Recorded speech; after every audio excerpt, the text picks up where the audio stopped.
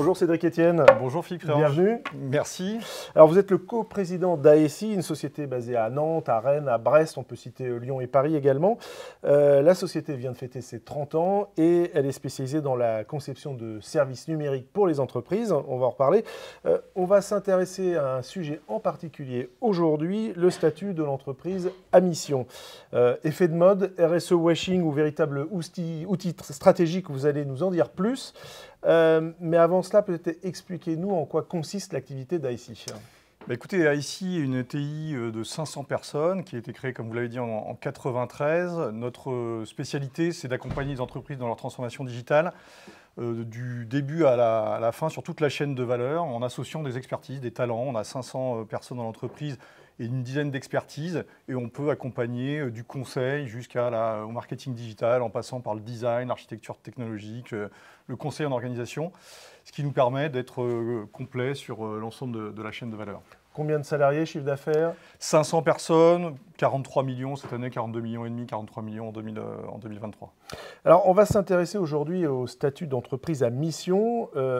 Peut-être déjà pour celles et ceux qui nous regardent et qui ne savent pas ce que c'est quoi une entreprise à mission? Une entreprise à mission, c'est une entreprise qui s'engage dans des objectifs statutaires et qui va, avec des indicateurs et avec un organisme tiers indépendant, vérifier que les engagements sont tenus, justement pour être au-delà de la performance économique, être aussi dans une performance citoyenne et environnementale. On peut préciser que ça a été introduit par la loi Pacte en 2019, donc avec une raison d'être et des objectifs précis. On va en reparler donc avec AESI. Pourquoi déjà AESI s'est lancé dans une telle démarche? On s'est lancé dans cette démarche parce qu'on a commencé très tôt à s'intéresser à la RSE. On a fait notre premier bilan carbone en 2009, ce qui est quand même très, très ancien, ça fait presque 15 ans. On avait des collaborateurs qui nous poussaient, on voulait agir et être acteur finalement de ce qui se passait sur le plan environnemental, donc le réchauffement climatique étant un des éléments les plus importants. Et puis on a fait d'autres bilans carbone. On a participé en 2022 à la Convention des entreprises pour le climat et on a décidé de modifier notre manière d'être un acteur du digital en prenant des engagements plus forts dans la manière de faire notre métier. Donc on avait travaillé beaucoup sur comment diminuer notre empreinte carbone, sur la consommation énergétique, les déplacements, la mobilité. On voulait que ça soit encore plus fort dans la manière dont on fait notre métier, que tous les collaborateurs soient acteurs de ça. Et puis on voulait aussi qu'on puisse le mesurer et que ces engagements, on ne les prenne pas tout seul, on soit aussi exposé face à la société globalement. Ça se passe comment concrètement pour la mise en place? Vous réunissez la direction, les salariés, vous pensez tous ensemble à un projet? Alors, on s'est fait accompagner. Oui. On avait inscrit dans nos statuts, dans les statuts d'AESI, notre raison d'être, agir pour un monde numérique responsable au service de l'humain. Donc, c'est important aussi de se dire pourquoi, parce que le numérique, aujourd'hui, il est là, la digitalisation, elle est partout, mais que ça soit un digital qui soit au service de l'humain, qui ne remplace pas l'humain, mais qui prenne l'humain en compte dans toutes ses composantes.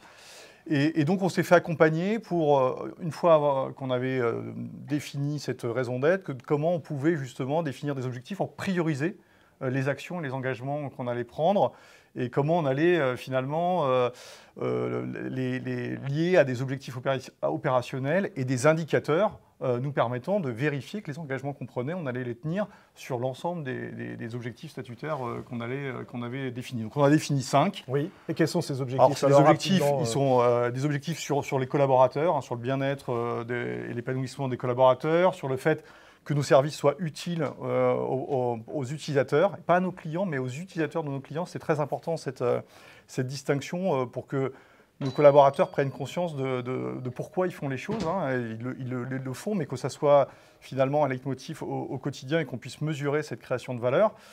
Qu'on soit aussi dans le numérique responsable. Donc évidemment, numérique responsable, ça veut dire beaucoup de choses, mais l'accessibilité, l'éco-conception, que ce qu'on fait soit le moins consommateur d'énergie possible. Et puis, il y a la notion d'influence. On veut participer à notre écosystème, on veut que nos collaborateurs soient des ambassadeurs, que ce ne soit pas 2 coprésidents ou un comité de direction qui portent ça, mais que toute l'entreprise tous les acteurs, enfin tous les salariés soient acteurs de cette démarche-là. Et le dernier point, c'est qu'on puisse aussi d'un point de vue plus citoyen, accompagner les associations ou localement, partout où on est présent, pour de manière d'être plus engagé dans son environnement local. Donc la diversité, la fracture numérique ou d'autres éléments comme cela. Cédric Etienne, avant de poursuivre, je vous propose qu'on se tourne vers Guillaume Bietri, qui est notre journaliste économique au sein de la rédaction, qui va nous faire un panorama des entreprises à mission dans la région. Avec plaisir. La Bretagne, une terre d'entreprises à mission? Pas vraiment. Selon les chiffres de l'Observatoire des sociétés à mission, 1365 entreprises ont choisi à ce jour d'adopter ce statut, dont 60 en Bretagne. Une performance qui place la région dans le milieu du classement, loin derrière l'Île-de-France et ses près de 600 entreprises à mission, loin aussi derrière Auvergne-Rhône-Alpes, Nouvelle-Aquitaine et Provence-Alpes-Côte d'Azur qui complètent le peloton de tête. En Bretagne, c'est le groupe de cosmétiques Yves Rocher qui a ouvert le bal dès 2019. D'autres grands noms l'ont suivi, comme la banque Crédit Mutuel Arkea, le torréfacteur Lobodis, le laboratoire Clarifarm ou encore le Crédit Agricole Ille-et-Vilaine. Parmi les entreprises à mission, plusieurs secteurs sont représentés, mais ce sont surtout les PME des services qui mènent la danse. Le signe que de nombreuses sociétés restent encore à convaincre. En France, les entreprises à mission ne représentaient fin 2022 que 0,02% de l'ensemble des entreprises françaises, un chiffre similaire à l'échelle de la région Bretagne. Cédric Etienne, question purement juridique. Quand on s'engage dans une démarche d'entreprise à mission, vous devez changer les statuts de l'entreprise? Alors les statuts, effectivement, on avait inscrit dans nos statuts notre raison d'être. On va effectivement, nos objectifs statutaires vont être dans les statuts, puisque c'est des objectifs statutaires. Et surtout, ce qui est important, ce que je disais précédemment, c'est qu'on va créer un comité de mission. Donc nos décisions stratégiques vont être éclairées par des personnes extérieures à l'entreprise qui vont pouvoir nous challenger sur la manière dont la stratégie de développement est conforme finalement à ces objectifs statutaires et cette raison d'être. Et puis, au bout de 18 mois, un organisme tiers indépendant viendra vérifier que les engagements qu'on a pris avec des indicateurs mesurables ont été tenus ou pas. Alors, ça peut être d'ailleurs des résultats, mais aussi des actions, hein, parce qu'effectivement, c'est une approche sur la durée qui n'est pas sur quelques mois, mais qui est sur une période un peu plus longue. Si en une phrase, on devait se dire à quoi ça sert d'être entreprise à mission, est-ce que ça sert à peut-être mieux dormir le soir en se disant qu'on est utile à la planète? Oui, alors ça sert à... Moi, il y a une chose, et je vais parler à titre personnel, c'est vrai qu'on a lancé une démarche impact qui était déjà de se dire, d'intégrer des méthodes dans le quotidien de chacun de nos métiers, des outils, des éléments qui permettaient que chacun se pose la question de quand je fais quelque chose, est-ce que c'est utile, est-ce que c'est responsable, quelles sont les conséquences positives ou négatives. Et c'est vrai que la mesure de tout ça, c'est hyper important pour savoir si est-ce qu'on est en train de se tromper ou pas, ou est-ce qu'on se fait plaisir en se disant on veut faire quelque chose qui est bénéfique, mais finalement, concrètement, ça ne se réalise pas. Donc moi, je suis assez obsessionnel sur le fait de mesurer les choses, d'être exposé et qu'on puisse vérifier qu'on est en train de progresser. C'est vrai que ça va parfois pas assez vite par rapport à ce qu'on aimerait, mais en tout cas, on voit des progressions, on voit par la mesure, par les indicateurs, par le fait qu'on soit exposé, que le chemin il est en train d'être pris par l'ensemble des collaborateurs et qu'on avance, même si ça pourrait encore être plus rapide. Parfois, je suis un peu frustré qu'on n'aille pas plus vite, mais on avance. Et pas de RSE washing dans tout ça? Justement, non. C'est justement pour ne pas faire de RSE washing, pour vérifier qu'on avance. Donc cette année, par exemple, c'est un exemple qui est concret. On a mesuré tout ce qu'on faisait chez ICI sur le plan de l'accessibilité, sur la performance, sur l'éco-index. Les résultats, moi, m'ont un peu déçu, pour être très, très sincère. Ils ne sont pas mauvais, mais je pensais qu'ils allaient être meilleurs. Et à partir de ces résultats, on a mis en place des éléments pour progresser, en prenant des engagements pour que tous nos indicateurs en 2024 ce soient bien meilleurs que ceux de 2023.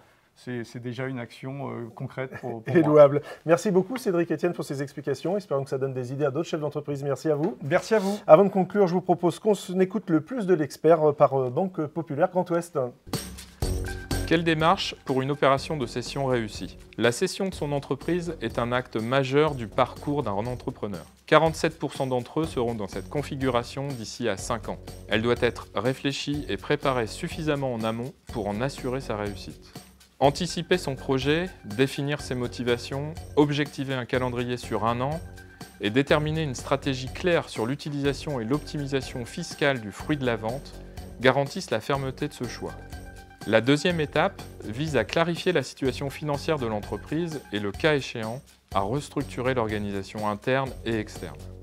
Alors, vous pourrez produire une présentation fidèle et valorisante de celle-ci, de manière à fixer son prix de vente marché pour identifier le bon repreneur. Enfin, la rédaction et la signature d'actes juridiques dans le respect d'un échéancier convenu formaliseront la cession. Un bon accompagnement est la clé pour mener à bien toutes les étapes de la vente d'une entreprise et rendre ainsi robuste la stratégie et le processus de cession ou de transmission. Une clé capitale quand on sait que 41% des dirigeants n'ont aucune connaissance du processus de la cession-transmission.